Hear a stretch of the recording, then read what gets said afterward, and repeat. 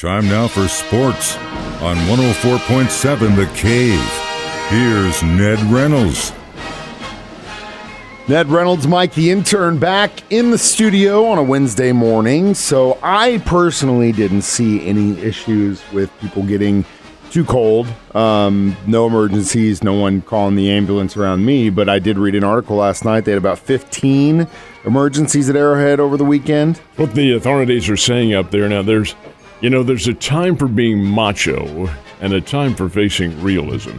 And some of those folks, especially the younger group, say, hey, we can withstand this. But guys, when it's 0 and below, the human body can only take so much. Anyway, if the authorities report there were 15 individuals hospitalized for hypothermia and more than several dozen treated for that hypothermia, but then released from the warming centers that they had at Kansas City, which was a good thing. You had to have them. But the fact of the matter remains that conditions were dangerous. Players got out there and played, but that's just it. They are, in a sense, protected. They have big heaters there on the sideline, number one. And number two, that equipment is heavy, and it does protect a little bit from the harsh conditions. Nonetheless, for the fans, and it did list the crowd at being around 71,000. I think that may have been padded a little bit, but over and above that, there were many thousands who did show up, and really that's the key, and more power to them. But for heaven's sake, be careful. I'll tell you, I didn't see this personally, neither did anyone I was with, because we were all a lot smarter. But I did see some comments after that article came out about it. Got a couple of people seeing some Dolphins fans walking in like sweatpants and tennis shoes because they just didn't know. They were just going. You know what I mean? And that's not smart. So, and then obviously one of the comments was exactly what that person wore, which matched what I wore. And I was like, that's the way. And that's the only way you're going to survive that stuff. Now, on to Buffalo. What's the weather looking like in New York? Well, I don't put a whole lot of credence in extended forecasts. And right now, as we speak, Buffalo is getting dumped upon again. But you see, when you live close to a lake, like it's going to happen. You know that's part of winter, lake effect snow. And they have a lot of it, and it is heavy snow. It's got a lot of moisture in it. But according to the forecasts, it'll be dry on Sunday. Temperature will be in the high teens, the low 20s, and that's not below zero. That's above zero, thank you. That's better than it was in Kansas City. It'll feel like spring to those guys. Yeah, it probably will. But the game should go on with all intentions intact. And certainly right now it doesn't appear as though there'll be any delays at all. But it is Buffalo, New York, and the things are rather chancy. But, hey, I look for a good football game. Obviously, everything after the Peacock streaming thing, everyone's starting to really pay attention to the fact that one day you might have to pay to stream your favorite team. I heard that Amazon made a play to try and get some baseball coverage. That was kind of turned down, kind of agreed upon, but they wanted them all.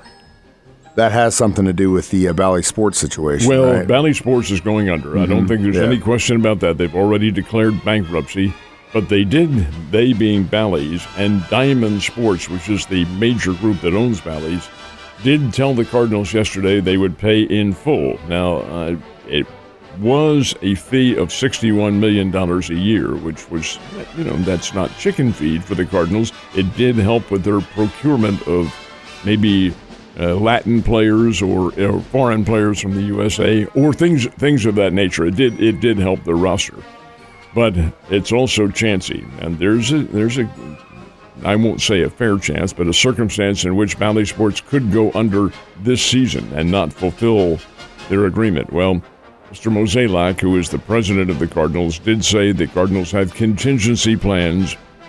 The fans will see the games the way they had been scheduled. Right now, they'll be on Bally's. So it'll probably be a separate Cardinals Blues network or whatever the circumstances might be, but it'll be some situation in which you pay extra to see those games, but you will see them.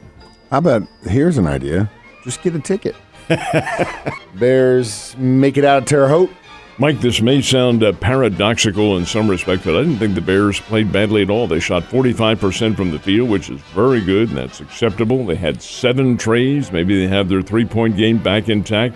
They had 36 points in the paint. They were able to horse with Indiana State, which is a very good team. couldn't stop Indiana State. 88-66 is the final score, and that is about the margin of difference in the two teams. The Sycamores are big and strong and fast, and they run back picks. That's very typical of Indiana basketball. Running the back pick offense, and the Bears couldn't meet it. Indiana State had a number of points. They had 38 points in the paint. That's layups and shots underneath the goal and so forth, and within about a 7 or 8 foot parameter. And the Sycamores made those. They also had some very good athletes. One kid, Robbie Avila, is a sophomore. He doesn't look like a basketball player at all out there, but he is one of the best in the nation. Look, and they call him the college Jokic. Jokic is the star of the Denver Nuggets. Well, that's what this kid looks like. He's big and he doesn't look athletic at all, and all he did was unathletically score 24 points. But Indiana State has a very good basketball team. It's not a fluke. Coach Schertz has done a very nice job with that team. They're good. How did the Tigers do in Alabama? Not very well. Alabama is a very athletic ball club. Missouri is too. Missouri's quick and can shoot the ball, but I tell you, Alabama is not undefeated in the SEC for no reason at all. They're now 4-0, and they put it to Missouri 93-75 last night. Alabama can score. They're very quick. They crash the boards. Nate Oates has done a very nice job of bringing that team together. And, while football is king in Crimson Tide country, basketball's getting there, too. They're a very good team. SEC is tough, man. It just is. Last but not least, the Panthers and Lady Panthers got some action coming up. They do tomorrow night. They'll play 24 hours from now, and this is a newcomer to the league. They're going to Fayette, Iowa, to play Upper Iowa University. Upper Iowa has joined the Great Lakes Valley Conference, also in football. Drury doesn't play football, but Southwest Baptist does. So the Upper Iowa team has already been down here once to play football. And now Drury will go up there for a doubleheader, men's and women's, and that's tomorrow night that they play. Fayette, Iowa's up in a little bit above the central part of the state, but gearing more toward the northeast. So we'll see what happens. It'll be a pretty good matchup for Drury. And luckily for them, inside. Ned, you have a great day, and I'll see you tomorrow.